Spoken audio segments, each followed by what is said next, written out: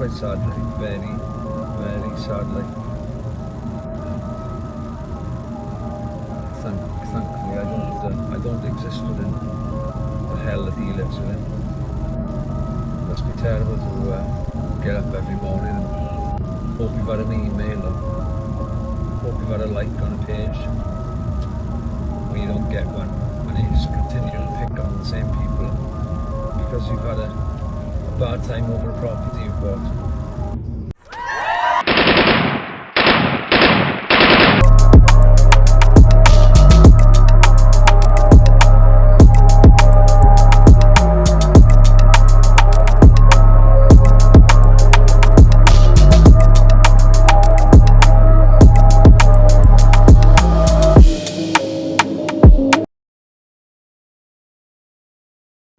Prove to me that you are alive.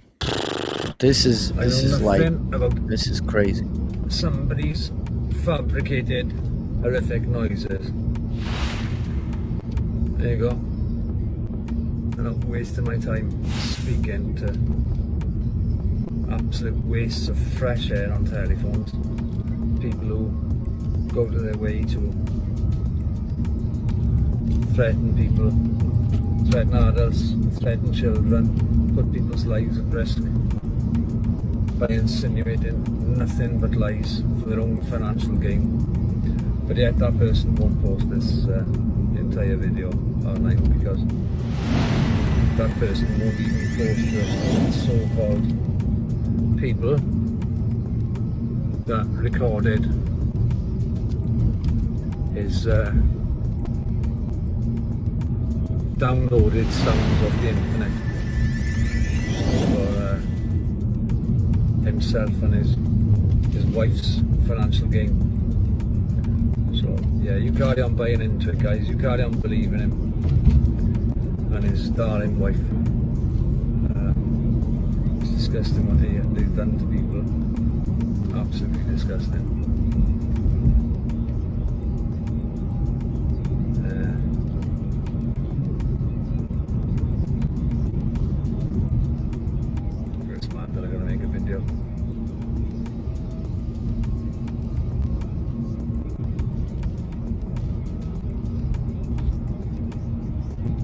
Sorry if I'm leaving gaps, but I'm driving. Concentrating on more important things than being masturbation material for the guy who's got nothing better to do than play with himself all day, play with people's minds, play with people's lives. Because that's exactly what he does. He enjoys, well, unless he gets a reply every day or somebody, he doesn't feel like he's achieving anything. He's got a sad, sadistic life who, well, to be honest, if the Jerry Mikhail show was still going, he's the ideal participation material. He'd be well suited as somebody who should be on the program. In fact, he's of such low intelligence. I don't think he'd be able to meet the intelligence of the people that are normally allowed on that show, even though it doesn't exist anymore. In fact, I think the show should still exist for people like him, for somebody who makes up lies, accuses people of things that have nothing to do with them. It was on about horrific noises. Horrific noises that he downloaded off the internet. Him and his 6 or 7 followers at best. Even though he buys numbers, mind, he buys his numbers, he's very good at that. It's quite easy to delve into how he buys views and buys subscribers and things. Quite sad, really. Very, very sad life. Thankfully, I don't exist within the hell that he lives within. It must be terrible to get up every morning and hope you've had an email or hope you've had a like on a page when you don't get one, and you just continue to pick on the same people because you've had a bad time over a property you've bought, which has absolutely nothing to do with me. Honestly, if this was joining the dots, there'd be big gaps in his dots because the way he joins things together is unbelievable. Be careful you don't upset him because he'll be choosing you as his next victim. And that's what he does. He victimizes people. His wife does it too. She's made some awful accusations and things in the past which are no truth in it all. The only truth is that I live in the town that he says these things have happened. It's incredible really that people are allowed to get away with this sort of thing, because if I was like a Hollywood superstar or something, this man would now be in prison for a very, very long time, because putting people's lives at risk, is a dangerous thing to do. But no, he enjoys that. He enjoys people putting lives at risk. Just the same as if he believed his own lies. If you think about it, why would he go on for 5 years saying that certain things happened, but made no attempt, no effort at all, none whatsoever, to step in and save these apparent people from the horrific noises? But there you go.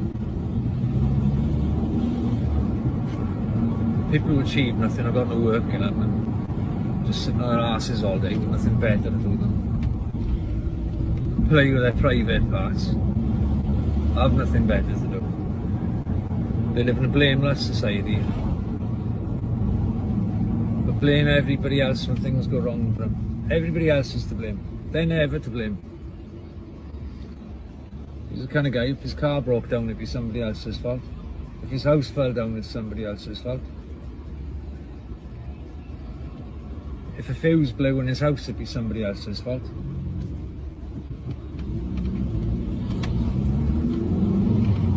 And if it rained now tonight, that'd be your fault as well.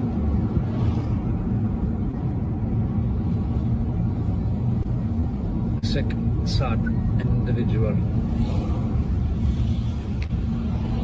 Even call him an individual is a compliment really, because he's amoeba have got more brain cells than him, but he'd have to look her up. And then he'd give his version of events and try convincing you all that amoeba is something else.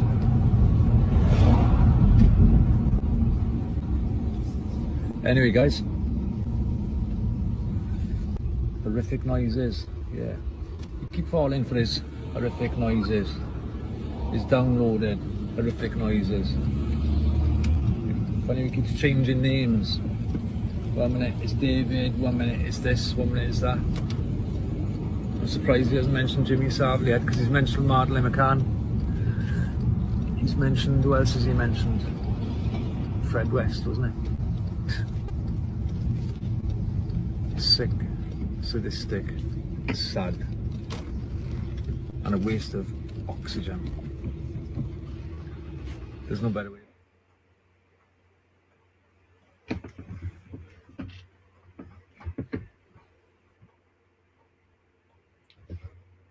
No, it's gone quiet. Yeah, Naz, we can't hear you, mate. Sorry, before I ask y'all what you think about this, because I muted myself so we can hear it well, I want to say this, man. You asshole. Alan is the one that's putting his life at risk, bro. Rearranging his whole life. That's first of all. Second of all, you're the one that got involved in this shit. Yeah, exactly. Nobody was looking for you, bro. You the one that got involved. So what are your thoughts on like this video, man? Alan, what are your thoughts on this, man? My thoughts, what can you say about the guy? You have to have some compassion for him. I think he has serious mental problems. Wow. Nothing what he says makes any sense at all whatsoever. I think he needs serious help. That just tells me a lot about what kind of person you are, man. Alan said you got to have compassion. You heard that, David? Yeah, man. What do you think about that video, man? I thought most telling part for me on that were where he quickly looks at camera and goes, "It's not to do with me." It's like, talk about baiting yourself off. It's like, it's just with his body language and the way he said it. And he's so quick to look at camera. Look, it's not to do with me. It almost seemed like an admission of guilt. Do you know what I mean?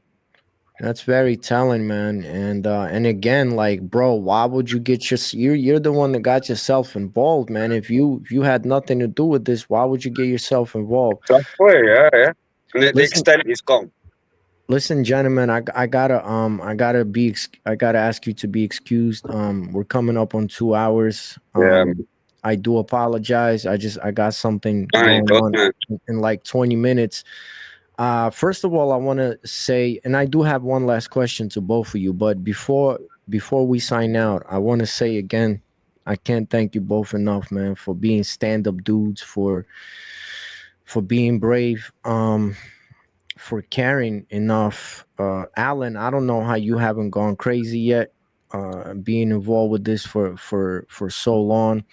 I do want to, say that I've been chopping up these videos into like shorts and trying to put them up on TikTok. Again, there's a lot of editing because they're targeting me on TikTok also. Because a lot of the stuff that I say, like about Ukraine and this and that, whatever. But I do want to say some good news is that I actually have a lawyer that's dealing now with YouTube, because one of my friends, he's a creator that's in Spain. He was heavily shadow banned, and he has like over 1 million subscribers. He was heavily shadow banned. He's a political commentator in Russian in Spain. He's from Ukraine actually, but that's what he told me. He's like, listen, man, if you've been communicating with YouTube and they're still not, because I have been communicating with YouTube, Prove to me that you are alive. and they're still not doing anything, you have to, take like a legal approach, which I am doing. I got a lawyer now, and I think it will work. So I think, there is a reason why we do this. This story will go out. This story will be noticed. In my best wishes is that we get some sort of a, I don't know, Interpol something. If the UK doesn't want to do anything, something, man, somebody that will come crashing down. And that leads me to my last question to both of you. David, if you could go first, and then Alan can sign us out. David, man, let's just imagine, and let's just wishful thinking, man. We're at the day where we get somebody guns blazing, we run up in there, we crash the wall, we crash the doors, everything's crashed. What do we see when we enter there? Won't be nice, mate. It'd be like you're in hell and underneath there, mate. If that operation's still going in the way they're operating, mate, it'd be like some out of an horror movie. I don't want to like go further, but do you possibly think we might see children chained up and Possibly, yeah. Or aftermath of that. And understandably, in these type of operations, like I say, they're selling organs. So even if they want children in there, just as long as the operation, the aftermath of the operations there, the equipment's still there, it's kind of going to be obvious what they've been up to by what's actually in there. Because there's going to be medical equipment, there's going to be stuff in there that's being used for purposes which we think it's being used for. Alan, same question. What do we see when we're crashing this place down, man? I presume if you crashed it in the early days, something completely different than you'd see now. I should imagine it's been tidied up and cleaned up. I should imagine they've moved the operation. To answer your question directly, you're going to see whatever was going on. It's easy to imagine that it was really horrible. And to be honest, I've thought about it. I've looked at every angle. I've looked at nice things. I'd like to think it was a TV or there was a good reason for it. The reality is there isn't. You and I, and probably David as well, have seen some of the videos that have come out of the Ukraine and Russia. showing, what should we say, similar things. Naz, I'd like to thank you for your time, and you too, David. Thanks for making the effort, guys. And if we can do another one, because there's a lot more of this. There's a lot more that we could cover if we could plan something. Please, man. I want to take this. I want to take this all the way. And also, David, man, before I leave, David, man, you let me know when is the last time you have some time, because I want to do like a Vedas based video with you, man. Yeah, like I said, just let me know. I'll work around you, mate. If we can do it at this sort of time on a night, it's any night a week, mate. Just long as it's a bit later, like especially after 9 o'clock, mate. I'm about any night after 9, mate. You just let me know and I'll work around you.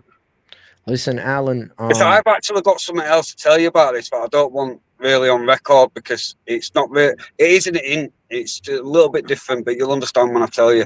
I want to tell you, it's a dream, but it's a dream that I had very close to finding out about it, which has actually fueled me on a little bit in pursuing trying to uncover this, because I had a bit of a mad dream a couple of months before, and that's why there's no point putting that on online. But I do want to tell you about it because it's pretty free. Do you know what a bukvica is? No, I ain't heard of that, no. That's what I want to tell you. But listen, Alan, I don't know what your stance is on God. So God bless you. If you have a higher power, may that higher power bless you and your wonderful wife. It's unbelievable. You know what's crazy is, Alan, you must have something very special inside of you, because I think that not a lot of people, maybe a very few people, first of all, that would be as persistent for as long, but second of all, not too many people would be able to handle this psychologically, man.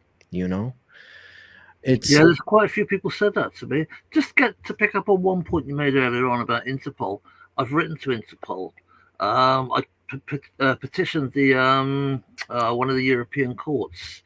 It's amazing the number of people that I've spoken to or written to or shown them all this that just don't want to know. And as for my stance on God, well, I think it comes down to this. If you've got evil in this world, you must have a God. They seem to parry each other up to me. Before all of this, no, I wasn't particularly religious. The more I've got into this, the more I am. Yeah, I just want to, I'll pray for patience for you, man, and because, this makes me think that I think all of us individually, we all have missions on in this world, but I think that this is your mission, man, and that's why God has given you so much strength not to go crazy, because even when we were here last time and with Melissa and stuff, and we were here for like 3 hours, I'll tell you honestly, it was already impacting me. And I've seen some horrific shit in my life. I was a little kid in war zones, and like I seen some crazy shit, and it was impacting me. And I think one of the reasons is, or the main reason is because it involves kids, right? Like this is the most sacred of all sacred, bro. Like it's the kids, man. And I tried to tell this lady, like I had a podcast with this artist lady this week, and we were talking about, politics and powers that be or whatever. And I told her like that, see, us as like normal folks, we can't even imagine what these psychopaths, like what kind of world and what kind of mentality they are in. Like we can only begin to speculate, but we will never be able to imagine. It's like it's a whole other universe. And I think that's where the biggest disconnect happens, is that we cannot imagine that something or someone could possibly be doing like to us, even spanking a kid is like, it takes a lot, man, So Alan, your wife, thank you both, man. And may God give you the strength and the patience, and I'll pray for you. Brother David, man, I'm thankful for you every single day. We got to do that whole Galicia thing, man. And yeah, and so thank you, David, man. Thank you for caring, you know. And anything you want to say before we leave? No, I'll look forward to the next part, mate. And then let Yeah. us know about that Vader stuff, mate. I'll be there for that, I know. Yeah, Alan, let's stay in touch and let's set up, you know, for next time. Let's keep this thing going. I'll do my best to do a better job with posting, and you know, I already have like hundreds of shorts from this series that I'm attempting, but I'm just attempting to do it the right way so TikTok will you know, let it go through, man. So Alan, man, you're the hero of this story. What would you like to say before we out of here? I don't think I'm the hero of the story. At the end of the day, I think it's just happened, isn't it? If anything, it's a group of heroes. I was the first one to record it. Along comes David, Melissa, Alex, yourself. I think we have to build on that to get our investigation. I think we deserve an investigation, or more so, perhaps put better, the children deserve the investigation. We need to see justice for those children. And when I say I have compassion for Simon, you have to have a compassion for a person's soul, to my mind, even if it's gone that far. And they do need serious help. But if what's happening is what we think is happening, these perpetrators need to be stopped. Totally, completely, absolutely, and traced back to anybody else that's connected to them. For some reason, I think, I don't know, I'm having this hunch feeling, man. So a lot of times, you know, my feelings, like they, you know, they're on point. For some reason, I think it's connected to like these royal families and these, you know, like, again, thinking about a story like Brigitte Macron or whatever. Like, I think these are the people that we're dealing with, man. I think our best bet. Is just to stay with the factual stuff that we know. The absolute facts, you know, and expand that. When we expand it, it shows where it leads to and who it leads to. Absolutely, I'm with you on that 100%. I'll send you some links now, just for some other similar cases that I've actually been semi-uncovered. There's one in particular, a care home down in Jersey, not when it's 70s that, and it's pretty much proven. Prime Minister in England were going there picking kids up. He was Prime Minister at the time, taking kids out on his boat, but the kids weren't coming back to care home. I've seen this one. It's about Edward Heath, isn't it? Yeah. Then you have that other one, Cyril Summit, but they're all using this one particular care home down in Jersey. Jersey's a tiny little island. Again, it's somewhere that's it's easier to get away with this type of thing. You know, I accept that. I understand all that. The problem we've got with this, Dave, is that there isn't any actual proof, is there? There's no actual, as in, there's not been a conviction. Right. Listen, gentlemen, I'm proud to call you my friends, my brothers. Please remember, I always tell this to all my brothers and sisters, you are a blessing and a gift. And thank you for all of your contribution. And let's set it up, man. This was Prove to Me that You're Alive. I'll see you two on the rebound, man. Yeah, take it easy. See you later, boys. Take care, guys. Later.